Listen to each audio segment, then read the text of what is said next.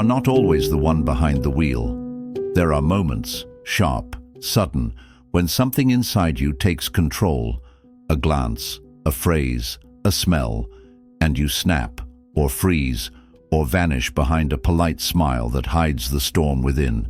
You tell yourself, that wasn't me. But maybe it was the part of you that never healed. Carl Jung called them complexes, not flaws, not mood swings, but living fragments of the psyche, emotional splinters that broke off long ago and still move beneath the surface of your awareness. A complex is not a thought. It's a reaction that thinks for you. It speaks with your voice, moves with your body, and yet it is not your conscious self. Complexes can have us. They act like autonomous personalities, embedded in your unconscious, built from experiences too painful, too confusing, or too early to process. They don't ask for permission. They don't wait for logic. They erupt when triggered and take over like a ghost in your machine. The mother complex, the inferiority complex, the father complex. Each one has its own voice, its own fear, its own need. And left unseen, they run your life, steering your choices, sabotaging your relationships, shaping your silence. You think you chose to stay quiet, but did you? Or was it the voice of the past, the one that told you speaking leads to pain? Jung didn't want you to destroy your complexes. He wanted you to recognize them, to say, this is not all of me, but it is part of me. This voice is old, this reaction is learned, I can choose again. Because once you see the strings, you can begin to cut them, and then, for the first time, you stop being the puppet and start becoming the author.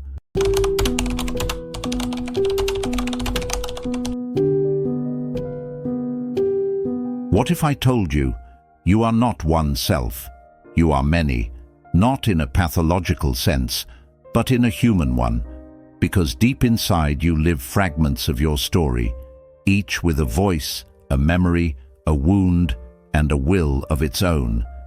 Carl Jung called them complexes. To understand them, forget everything you associate with the modern use of the word. This isn't just someone having a superiority complex or being insecure. A complex in Jungian psychology is something far more primal. It is a feeling-toned constellation, a cluster of emotions, ideas, memories, images, orbiting around a core experience, often one we've forgotten, but not forgiven. Here's how it works. Let's say you were constantly criticized as a child. You didn't just move on. Part of you stayed there. And it formed what Jung would call an inferiority complex. Now, whenever someone corrects you, even gently, it stings more than it should. You withdraw or lash out, not because of what was said, but because of what that voice awakens inside you. The complex comes alive. It takes over. Your heart races, your breathing changes, your thoughts spiral. In that moment, you are no longer just you. You are the wound, you are the child, you are the reaction. Jung was clear. Complexes behave like independent beings. They have autonomy. They can seize the ego, the part of you that says I, and pull it into a loop of emotion and memory. You don't choose it. You don't script it, but it happens. And until you recognize that voice, it keeps repeating. That's why Jung never asked, "What do you want?" He asked, "What wants through you?" Complexes are not flaws to eliminate. They are signals. They are cries from the psyche, asking to be seen. To ignore them is to repeat the cycle. To face them is to begin the work of transformation. And in that work, you do not just fix yourself. You discover yourself, one hidden voice at a time.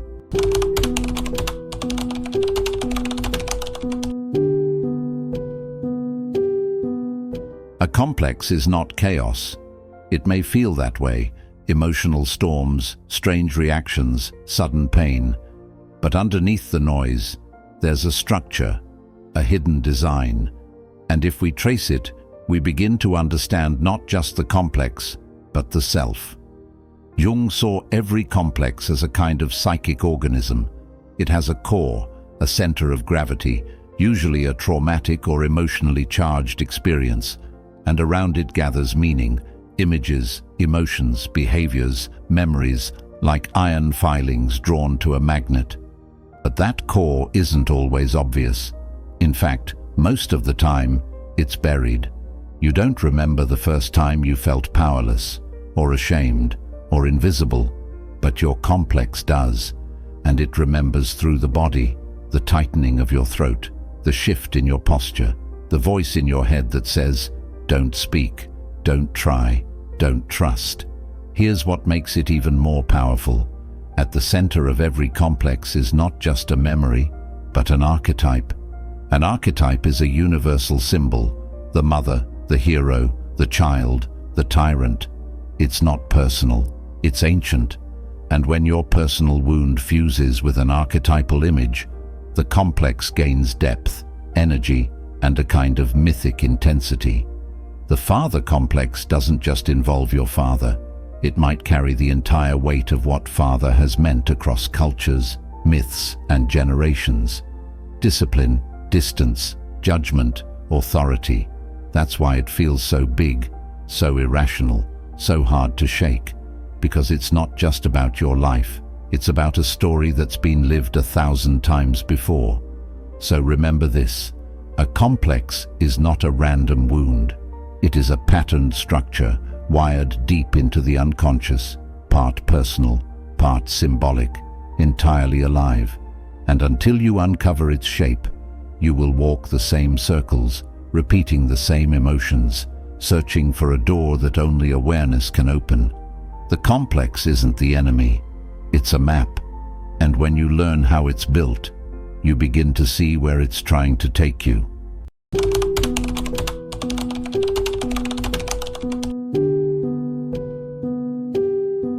You like to believe you're in control, that you choose your words, that you decide your reactions, that your life is guided by reason, by will, by conscious thought. But then, someone says something, a name, a tone, a glance, and suddenly, you're not yourself. Your hands clench, your voice rises, or you go completely numb. You hear yourself speak, but it feels distant, as if you're watching someone else wear your face. This is possession, not by spirits, but by your own complexes. Jung discovered something extraordinary and unsettling. Complexes are not just emotional habits. They have autonomy.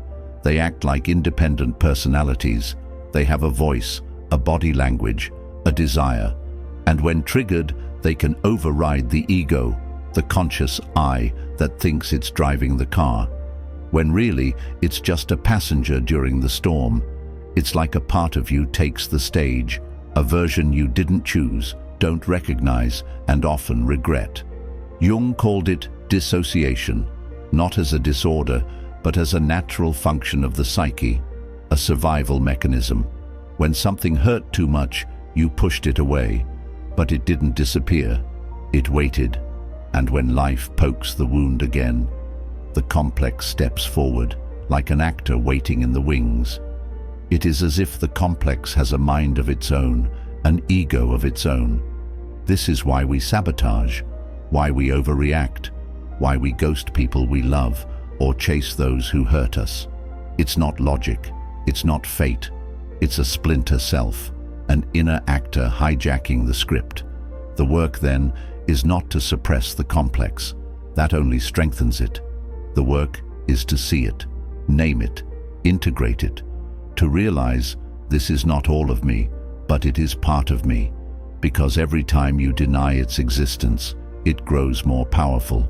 But when you watch yourself in the moment, when you say, this is my father complex speaking, or this is the voice of the girl who was never heard, you take a piece of yourself back. You become the observer, not the puppet. And in that act of witnessing, you reclaim your freedom.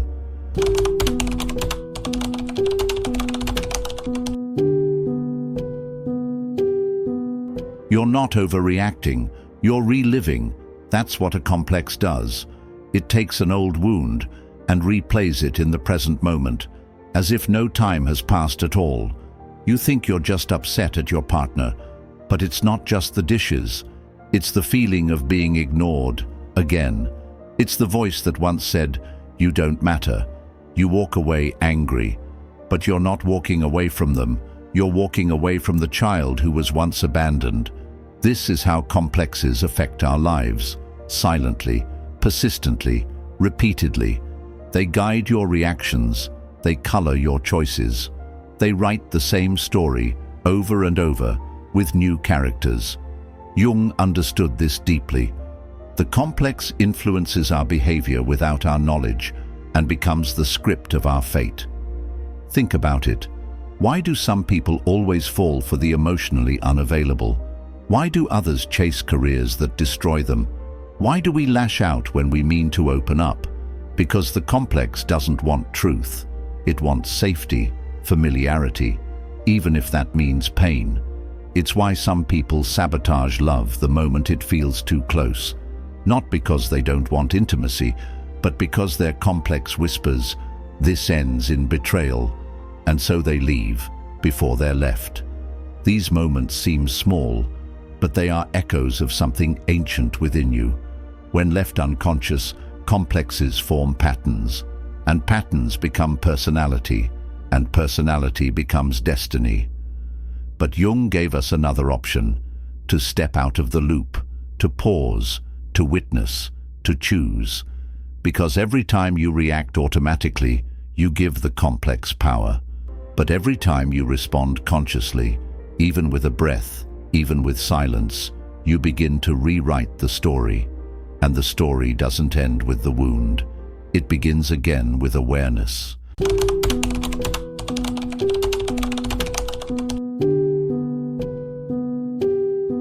We're all shaped by love, and just as often by the lack of it.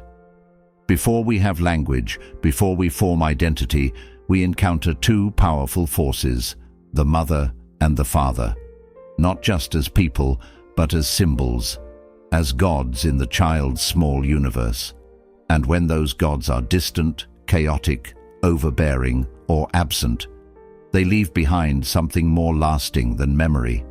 They leave behind a complex. Jung spent years studying these internalized figures. He discovered that the mother complex and father complex live on in our adult lives, shaping our fears, our desires, our relationships, even our sense of self. The mother complex can appear in many forms. In women, it might show as smothering self-sacrifice, inability to separate from family, rejection of feminine softness. In men, it might become idealization of women, deep dependency, resentment of maternal control. But remember, this is not about the actual mother. It's about the internalized mother image, a blend of early experiences and universal archetypes. Every man carries within him the eternal image of woman. The same is true of the father. The father complex can appear as, in men, desperate need for validation, rebellion against authority, fear of failure. In women, attraction to distant or domineering partners, fear of masculine energy, struggles with self-worth. These complexes don't just influence love or career. They shape our relationship to the world. Because for the child, the mother is the source of nurture, the root of life, and the father is the force of structure, of boundaries, of identity. When distorted, these energies don't disappear. They go inward. They become wounds we chase or flee in every partner, every boss, every self-critical thought. But here's the truth. You are not your complex. You are the one carrying it. And once you become aware of the pattern, you can begin to untie it, not with blame, but with understanding, not with rejection, but with integration. Because these complexes don't want you to suffer. They want you to see where the wound began, so you can finally choose how the story ends.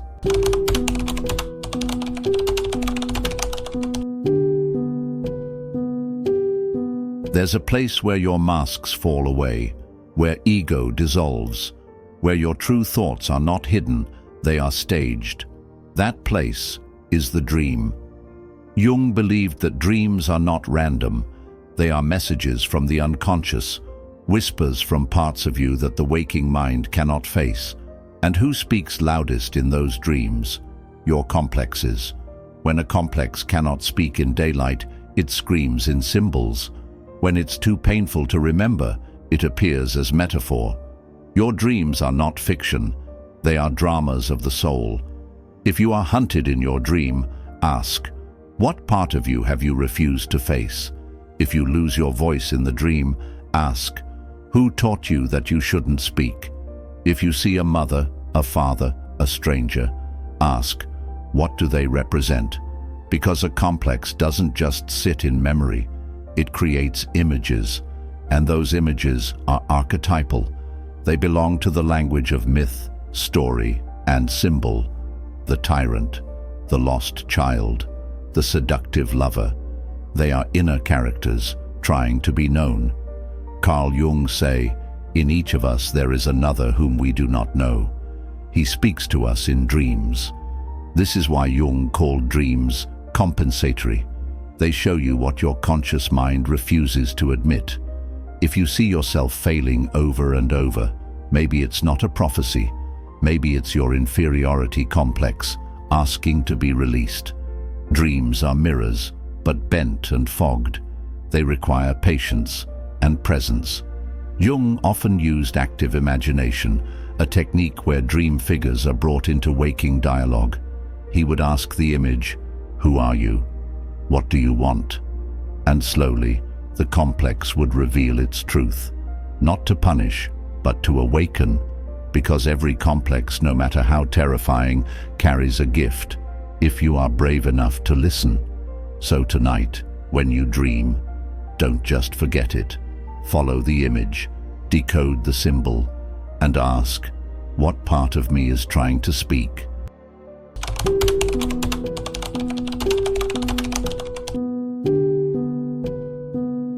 So what do we do with these hidden forces?